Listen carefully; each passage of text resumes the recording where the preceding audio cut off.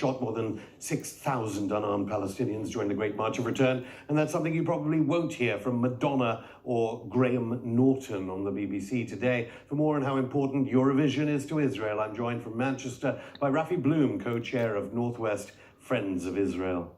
Raphi, welcome back to Going Underground. So we just heard from a former Israeli mayor. He said Eurovision is a sign that in Israel is a sign of a world becoming a better place, a kind of validation of a modern country. You think that's true too, I suppose?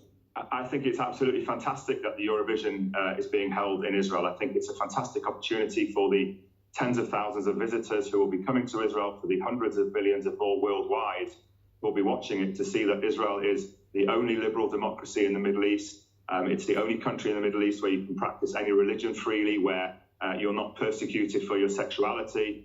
It's the startup nation. It's a welcoming nation, living in a very, very tough neighborhood. No one would doubt the LGBTQ rights are better in Israel than in Gaza or in the West Bank, perhaps. But you can't say it's a democracy, surely, with only 1 in 7 Palestinians under Israeli direct control able to vote in the recent elections. Well, actually, Israel just recently held elections where all citizens, be they Jewish, Muslim, Christian, Druze, Circassian, were able to vote.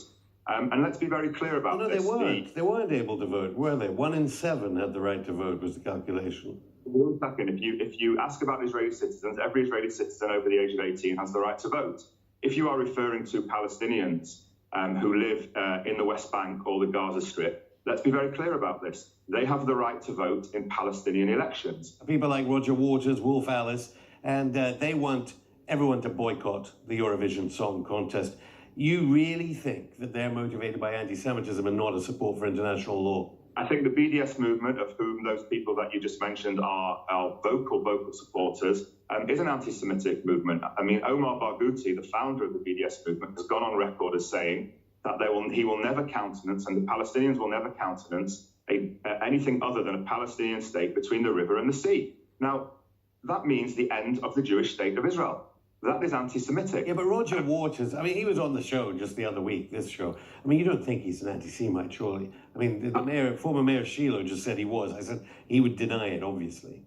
Of course, Roger Waters is very disingenuous, are many of the BDS movement. Why do you think that we hear constantly at BDS rallies and marches, from the river to the sea, Palestine will be free? That means from the river to the sea, Palestine will be free, i.e. no Israel. So absolutely. Well, technically, it could mean within the 1967 borders, because it'd be Gaza and the West Bank joined up. I mean, surely, only in the past few weeks, the UN has accused Israel of possible war crimes. The UN saying there are reasonable grounds to say Israeli soldiers targeted, shot at children, medics, journalists.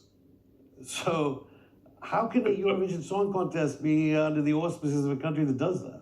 If you're referring to the UN report, which from the UN Human Rights Council, which we know is blatantly biased, and we know that a lot of Western countries have voted against it or abstained, let's look at this great return march, so to speak.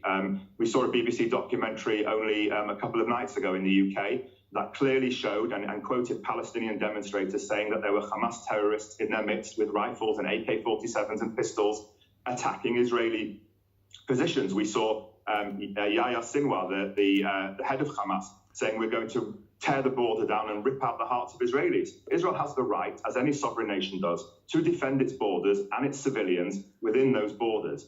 So following that... Well, you're talking about the BBC, and of course the BBC, they say that they want to cover Eurovision and say it's not political, nothing to do with the kind of validation of Israel.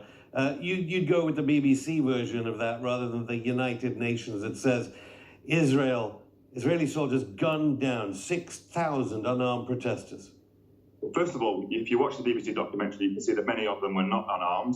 You can see that Hamas cynically used the Palestinian civilians as human shields. And, you've got other guests coming on the show like Loki. I mean, by actually excusing the acts of Hamas of using its own Palestinian population as cover for its terrorist activities, by not calling them out and criticizing them, people like Loki or Roger Waters or people like that are actually harming the people, the ordinary Palestinians they profess to care for. The UEFA Cup final in a couple of weeks' time is being held in Azerbaijan. Terrible human rights record. These people are not calling for a boycott of that. No, that's also a point taken, but of course, but you can't. No country in the world is in violation of more United Nations resolutions than Israel, and doesn't that just go to show you how biased the United Nations is? That they've the United Nations is the world. You can't be biased at the United Nations, can you? Well, one second. You can, because look at this from a statistical point of view. The United Nations has passed more resolutions in the past year against Israel than it has against Syria, who are bombing its civilians, and you know this as well as I do, with chemical weapons. Well, the Syrian government continue to deny any use of chemical weapons. And I asked the former mayor of Shiloh, why is it Israel was helping the rebels in Syria, like Britain, of course, supported some of those rebels? Why was it treating Al-Qaeda and ISIS-Daesh forces? Is Israel now on the same side as Saudi Arabia, ISIS-Daesh, Al-Qaeda, and Hamas, a group which, of course, Israel funded the creation of?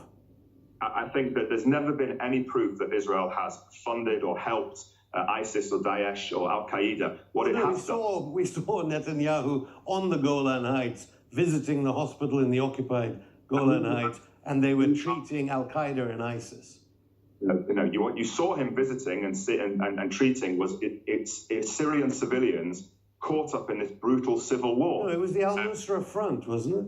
I've seen is Israeli field hospitals treating Syrian women and children fleeing, caught up in this brutal civil war.